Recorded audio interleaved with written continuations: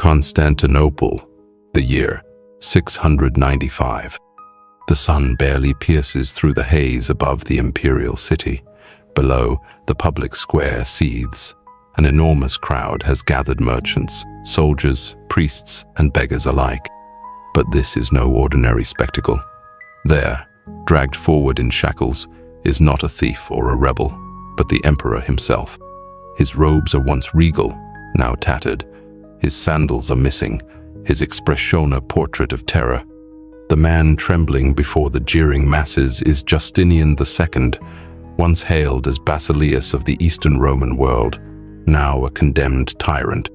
"Death to the butcher," shout the mob. "Shame upon the whorehouse throne," screams another.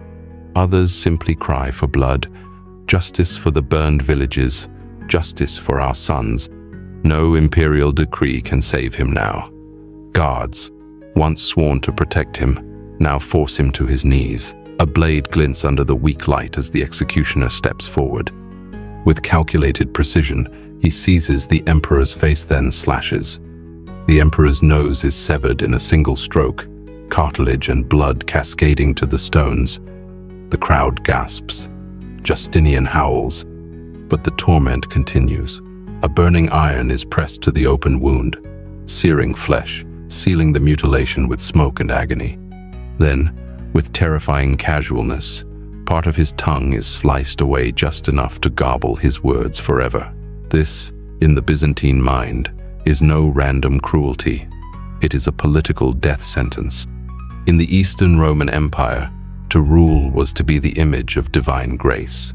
A disfigured man could not sit on the throne. God had withdrawn his favor. And yet, even as Justinian is dragged away into exile in the windswept outpost of Cherson in Crimea, his enemies whisper, "Finally, it is over." But they are wrong. His story is only beginning. To understand the rise and ruin of Justinian II, we must go back nearly 3 decades. The year is 669. In the purple-draped halls of Constantinople's imperial palace, a child is born into the mighty Heraclean dynasty.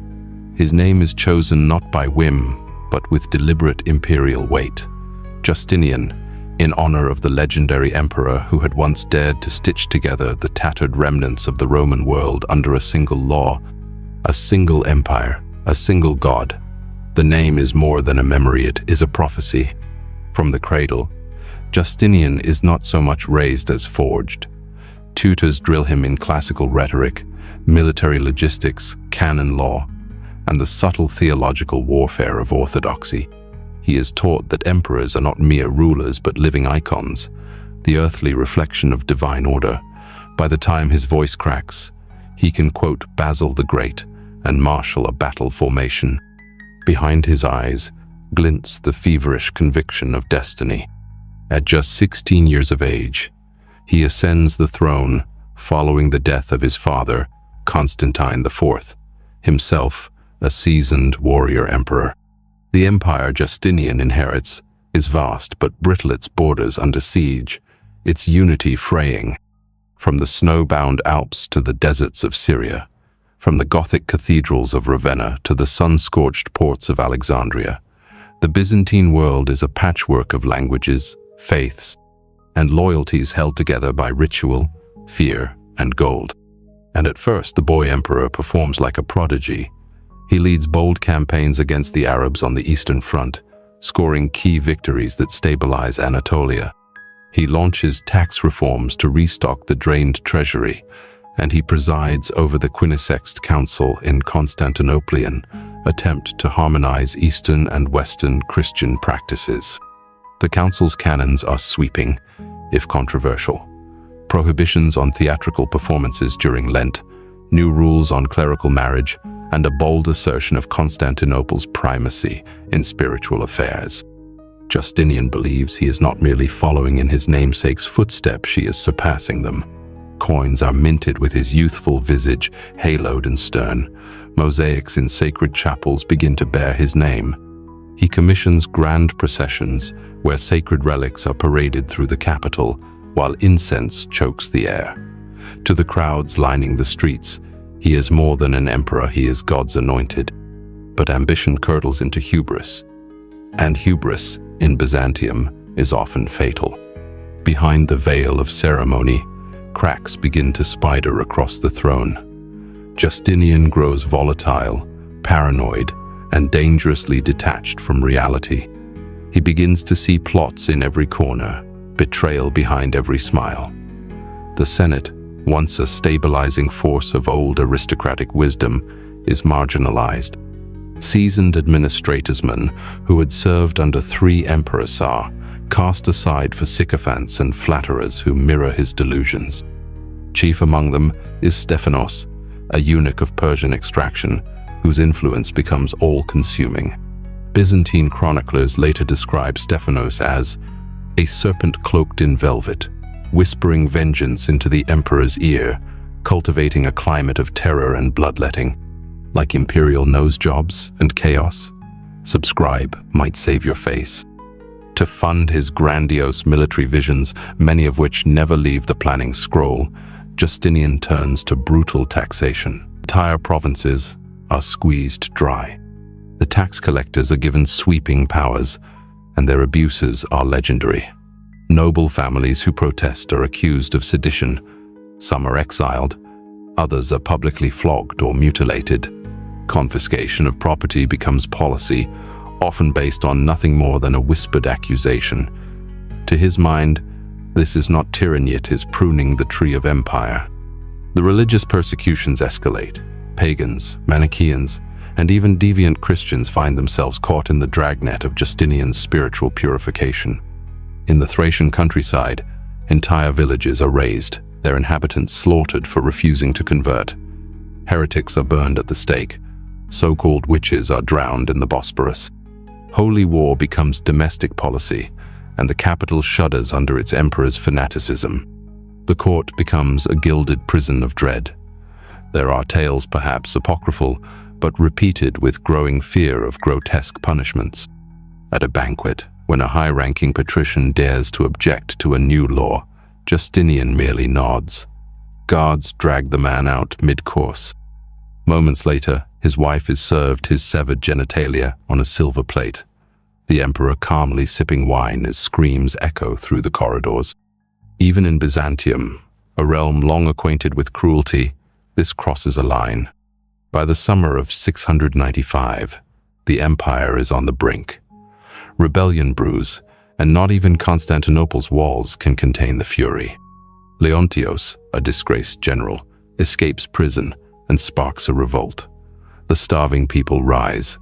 Even the palace guards turn. The capital falls in a tide of rage. Justinian is found cowering in his chambers, stripped of regalia, clutching a holy relic, a splinter of the true cross against his chest, as if divine intervention might save him from the justice of men. It does not. Dragged into the streets, he is mocked, spat upon, and brought before the mob. And then comes the mutilation. His nose is slit from his face, a symbolic act meant to ensure he can never rule again, for a disfigured man cannot wear the imperial crown. Blood pours over his fine silk robes.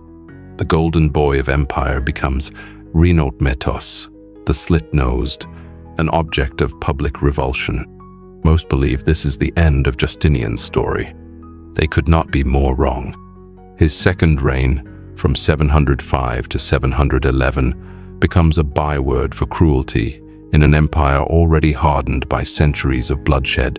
Having clawed his way back from exile and disfigurement, Justinian II rules not like a man restored, but like a revenant returned from the grave-haunted, vengeful, and utterly merciless. The crown upon his head no longer symbolizes divine order, it is a tool of reckoning. The purges begin immediately. In the Hippodromith, same arena where he had once trampled his enemies, underfoot stages, new spectacles of vengeance. Mass executions are ordered without trial. Heads roll in public squares, bodies dangle from city gates. Those accused of plotting against him, many of them on the flimsiest rumors, are strangled in their homes or burned alive. Old enemies are not enough. Justinian targets their sons, daughters, wives, even distant cousins. Entire bloodlines are systematically extinguished, as if by wiping out kin, he might also erase memory. The streets of Constantinople run slick with blood and reek of smoke and dread. The Senate chambers empty, nobles vanish overnight. By day, religious processions continue as if nothing is amiss. By night, the screams of the tortured echo through the palace halls. Even Stephanos, his once shadowy advisor from the first reign, returns briefly only to be replaced with even more brutal sycophants. The court is now a cathedral of silence, where the only safe words are flattery, and even that might not be enough. Diplomatically, Justinian proves just as destructive. The Bulgarian Khan Tervel, whose army had restored him to power, and whose alliance had been sealed by gifts and promises, is betrayed during a peace conference. Justinian orchestrates an assassination attempt, hoping to eliminate the Khan and absorb his territories, but the plan fails. Tervel survives, humiliated but vengeful, and soon withdraws all support, leaving the emperor dangerously isolated on his northern flank. The empire's military machine, already strained, begins to buckle. In the east, Arab armies press forward into Anatolia with renewed aggression. Fortresses fall, cities are razed, and imperial generals, demoralized and underfunded, surrender territory without a fight. In the Balkans and western provinces, local revolts erupt. Tax collectors are lynched, Roman authority collapses like rotted scaffolding, and still, Justinian refuses to yield. In his eyes, opposition is not political, it is heresy. Every enemy is not merely a traitor but an affront to God's will. The line between sovereignty and madness dissolves entirely. Even within the sacred walls of Hagia Sophia, where bishops whisper of repentance, the emperor demands loyalty oaths instead of prayer. By the summer of 711, while Justinian is away leading a campaign in Asia Minor, his empire delivers its final verdict. In Constantinople, the citizens, exhausted and fearful, are offered a new savior. Philippikos Bardanes, a military commander with aristocratic roots and a reputation for leniency. He is declared emperor by a coalition of soldiers, senators, and clergy, not just of politics, but of morality. The gates of the city, once barred with fear, are thrown open with a strange relief. The rebellion rolls in without resistance. Justinian rushes back, burning with wrath, but finds his capital already fallen. The imperial palace is overrun, loyalist troops desert, support evaporates. He flees like a hunted animal through the maze-like underworks of the city, crawling through a forgotten aqueduct or sewer tunnel, clutching perhaps the same relic he once used in vain. But this time, the relic brings no miracle. He is captured and dragged back to the very public square where he once mutilated others. The people gather not to praise or pity him, but to watch justice, or perhaps vengeance, take its course. There is no ceremony, no trial, no final decree. He is beheaded on the stones, blood pools where incense once burned. His head is not buried but displayed, his skull sent across the empire as a warning, a relic not of holiness but of what happens to emperors who mistake fear for power. His dynasty, the Heraclians, dies with him, a line extinguished in blood and betrayal. But death, in Byzantium, is no guarantee of peace. In the decades that follow, his memory becomes a battlefield. Chroniclers loyal to new emperors sharpen their quills with venom. They do not merely record his crimes, they embellish, exaggerate, fabricate. They accuse Justinian of unspeakable abominations, chief among them, bestiality, that he lay with horses in the stables of the imperial palace, that he defiled animals as he defiled his subjects, that he was, in the eyes of man and God alike, a beast wearing a crown. No evidence was ever needed. In medieval propaganda, shame trumped truth. Accusing a man of coupling with horses stripped him of all dignity, a beast, not an emperor. Such slanders were common. Queens branded as whores, popes as gluttons, emperors as cannibals. It was the price of falling history rewritten by the victors.